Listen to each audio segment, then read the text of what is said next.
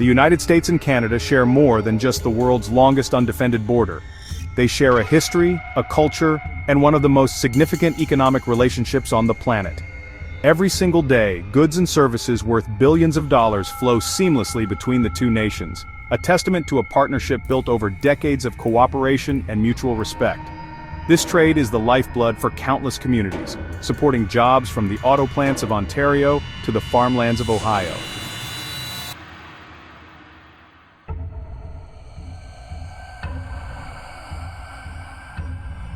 It's a relationship so deeply intertwined that most citizens in both countries rarely give it a second thought, assuming its stability is a fact of life, like the rising of the sun. However, on August 1, 2025, that long-standing stability was shaken. The United States government, citing unfair trade practices, took the extraordinary step of imposing a ban on 10 specific Canadian products.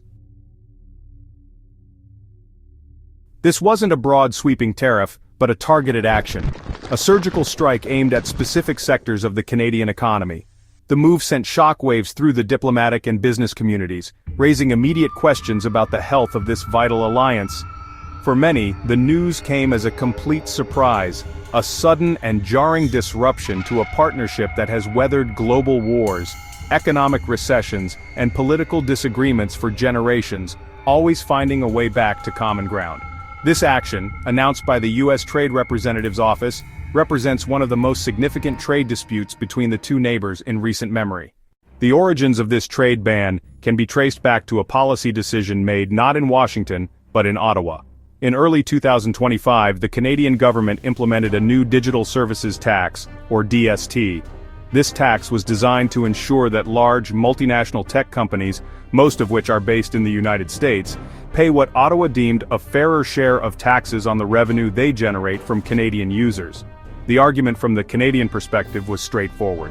If a company is making billions from its operations within Canada, it should contribute to the country's tax base, just like any domestic company is required to do. This principle is not unique to Canada. Many countries have been grappling with how to properly tax the massive, borderless digital economy. From Washington's viewpoint, however, this move was seen as a direct and discriminatory attack on American businesses. The U.S. government argued that the Canadian DST was specifically structured to target U.S.-based tech giants like Google, Meta, and Amazon, while largely sparing Canadian or other international firms. U.S. Trade Representative Katherine Tai's office had been warning for months that such unilateral tax measures would be met with a strong response. The American position holds that international tax rules should be decided through broad, multilateral agreements, like those negotiated through the Organization for Economic Cooperation and Development, not on a country-by-country basis. The final straw came in July 2025, when Canada began collecting the first payments under the new tax law. For the U.S. administration, this action crossed a red line. It triggered a provision under Section 301 of the Trade Act of 1974. A law that empowers the U.S. Trade Representative to investigate and respond to foreign trade practices deemed unfair or discriminatory.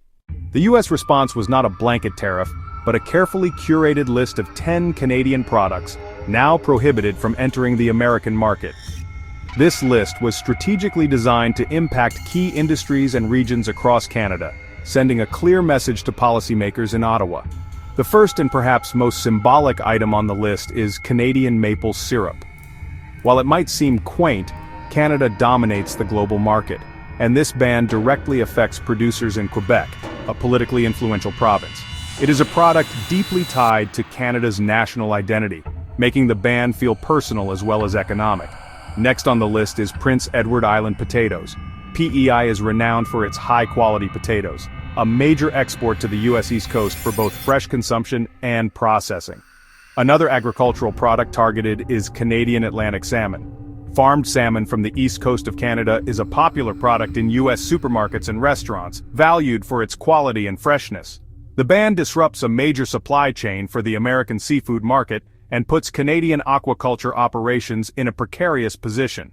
The list also includes several manufactured and industrial goods. Certain Canadian softwood lumber products are banned, reigniting a long-simmering and complex trade dispute that has existed between the two countries for decades. The U.S. also banned select automotive parts, specifically those related to electric vehicle battery casings produced in Ontario. This move targets Canada's growing EV manufacturing sector, a key area of future economic growth. Also included are Canadian-made bicycles, high-end winter sportswear, and aluminum patio furniture, targeting niche but successful manufacturing sectors. Finally, the ban extends to two unique and culturally significant items. Ice wine, a sweet dessert wine produced primarily in Ontario's Niagara region from grapes frozen on the vine, is now barred. The last product is Canadian-crafted cedar canoes. While a small industry, it is an iconic symbol of Canadian heritage and craftsmanship. The inclusion of such a symbolic product underscores the targeted nature of the U.S. response, aiming to hit Canada not just economically but culturally as well. The ban's impact extends far beyond the producers in Canada. It creates a significant ripple effect felt by businesses and consumers across the United States. For American consumers, the most immediate consequence is reduced choice and potentially higher prices. Take maple syrup, for example. With the primary source of pure maple syrup suddenly cut off, U.S. grocery stores will face shortages. As a result, the price of the remaining syrup on shelves is likely to rise, and consumers may have to turn to lower-quality alternatives.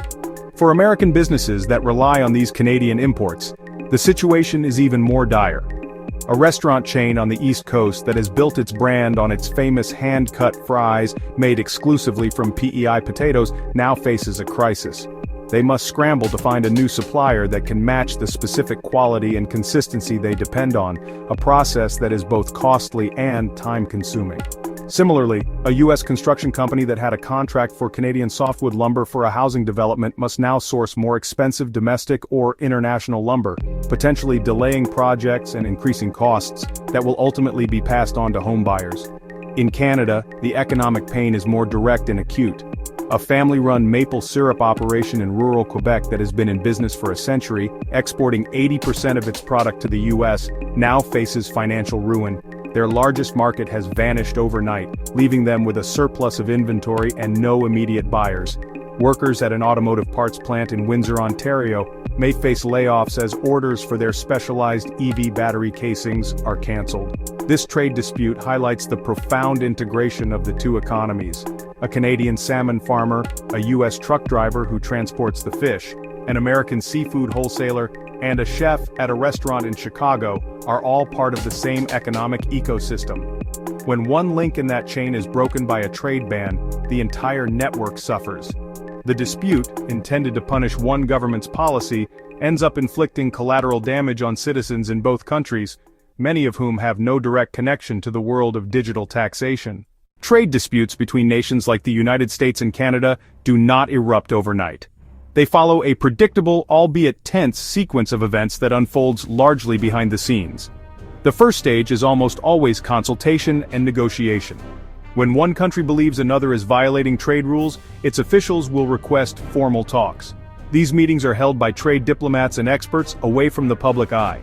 The goal is to find a compromise. This phase can last for months as both sides exchange proposals and try to find a solution without escalating. When these initial talks fail, the dispute moves to a more formal stage. The aggrieved country can launch a formal investigation under its own trade laws, like Section 301.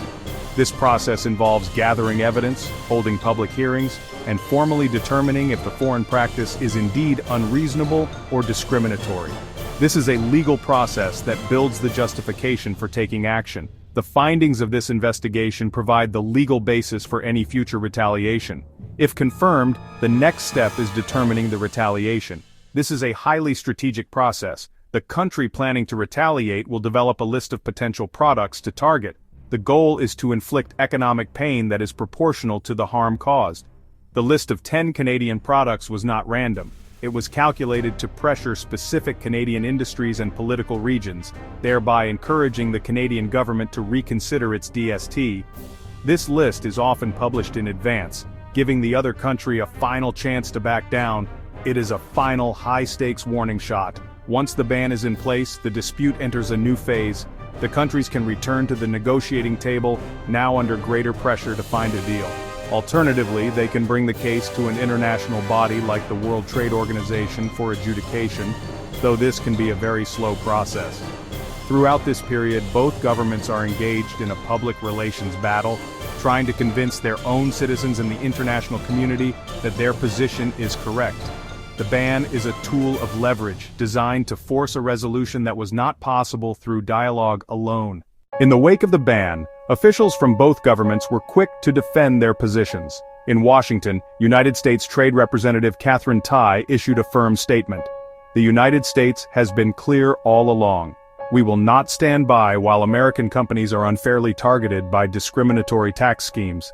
This digital services tax is a departure from a decades-long consensus on international taxation, and it exclusively burdens United States firms. Our response is proportional, and it is aimed at persuading Canada to return to the negotiating table and work towards a fair, multilateral solution through the OECD. The United States administration's messaging has focused on fairness and protecting American industry. In a press briefing, a White House spokesperson added, "This is not the path we wanted to take. Our relationship with Canada is one of our most cherished. However, the United States must defend its economic interests. The ban on these 10 products will be lifted the moment Canada rescinds this harmful unilateral tax and recommits to the established international process." In Ottawa, the reaction was one of disappointment and defiance. Canada's Minister of International Trade, speaking to reporters on Parliament Hill, framed the ban as aggressive overreaction. "Canada is a sovereign nation, and we have the right to implement our own tax policy to ensure a level playing field. For decades, large digital corporations have generated massive revenues from Canadians without paying their fair share. Our digital services tax corrects this imbalance." Prime Minister Justin Trudeau reinforced this message. "We will not be bullied. We will always stand up for Canadian interests, and for the principle that all companies should pay their fair share. We are confident in our position and are examining all our options." The trade ban has ignited passionate public debate in both countries. In the United States, the response has been largely divided along regional and industry lines. A manager of a grocery store in Buffalo, New York, expressed her frustration. "Half my customers don't care about a digital tax. They just want to know why the price of their favorite salmon just went up by 30%. This hurts regular people." However, in other parts of the United States, particularly regions with competing domestic industries, the sentiment is different. A lumber mill owner in Idaho might see the ban on Canadian softwood as welcome relief from foreign competition. There's also a segment that supports the government's tough stance, viewing it as necessary to protect United States companies from unfair foreign taxes. Online forums are filled with arguments that if other countries want access to the vast American market, they must play by rules that Washington deems fair. In Canada, the public reaction has been more unified, coalescing around national pride and indignation. The ban is widely perceived as bullying by a much larger neighbor. This has sparked a Buy Canadian movement, with consumers actively seeking out domestic products to support local businesses affected by the ban. Social media trends like #CDNMapleStrong and #ShopCanadian have gone viral, with people posting pictures of their Canadian-made purchases. A potato farmer from Prince Edward Island captured this spirit. "They can ban our potatoes, but they can't ban our resilience. The support we're seeing from fellow Canadians is overwhelming. We'll get through this." This patriotic response provides public support for the Canadian government's firm position.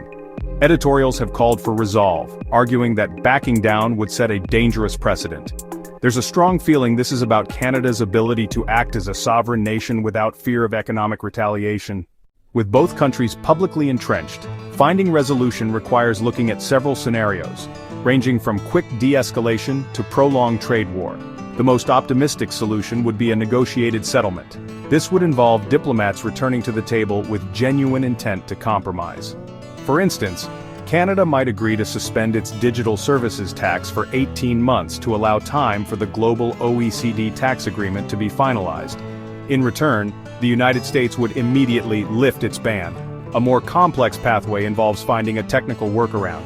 Canada could redesign its DST to appear less targeted towards United States firms, perhaps as broader corporate tax reform. If negotiations fail, the dispute could escalate further.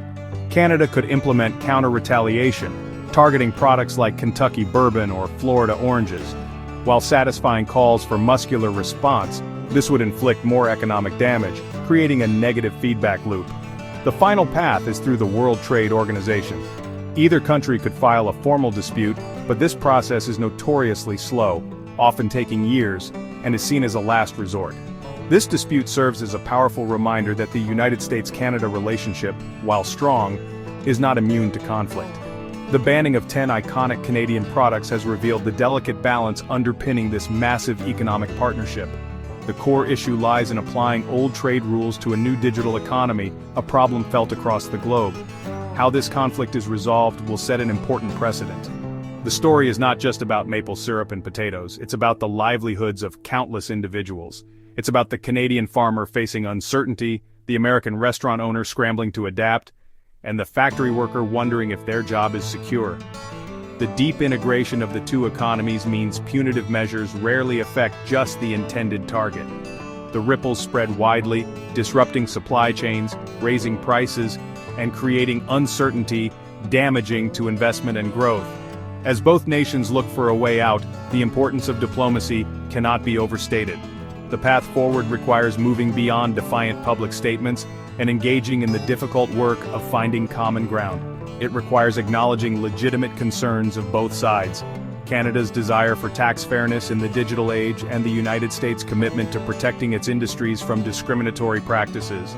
A solution will likely involve compromise, stepping back from maximalist positions for the greater economic good. The strength of the United States-Canada partnership has always been its ability to navigate challenges and find solutions. This dispute is another test of that enduring resilience. The future prosperity of both nations depends not on building economic walls, but on maintaining the bridges that have served them well. Resolving this conflict is about more than lifting a ban on 10 products. It's about reaffirming the value of a friendship that remains one of the most important in the world. The path forward requires clear communication, mutual respect, and a shared commitment to the principles of free and fair trade.